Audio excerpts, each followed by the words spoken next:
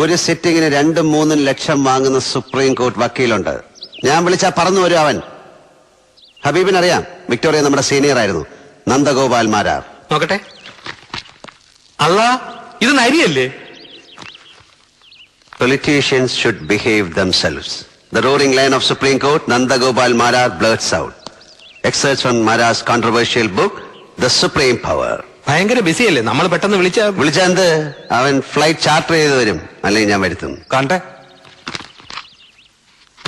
കക്ഷിയുടെ ഫോട്ടോ അല്ലേ കവറില്? ഇത് ഹബീബ് പറഞ്ഞ പോലെ നരിയാണേ. നിന്റെയൊക്കെ ശബ്ദം പൊങ്ങിയാൽ രോമത്തിന് കൊള്ളുകയല്ലേ?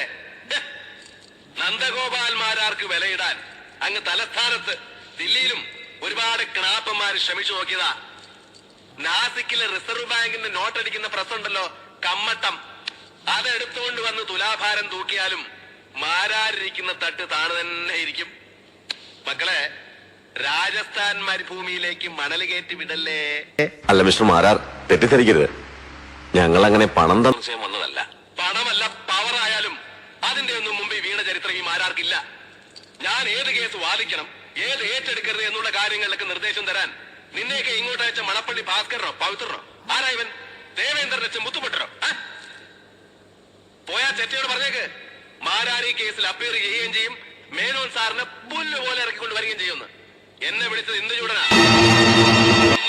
അവൻ ജയിക്കുന്നത് വരെ ഞാൻ അവന്റെ കൂടെ ഉണ്ടാകുകയും ചെയ്യും.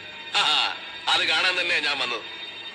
സാറന്മാർക്ക് ഞാൻ പറഞ്ഞത് മുഴുവൻ മനസ്സിലായെങ്കിൽ എഴുന്നേറ്റ ആസനത്തിലെ പൊടിയും തട്ടി നേരെ കിഴക്കോട്ട് വെച്ച് പിടിച്ചോ. എണിച്ചു പോടാം.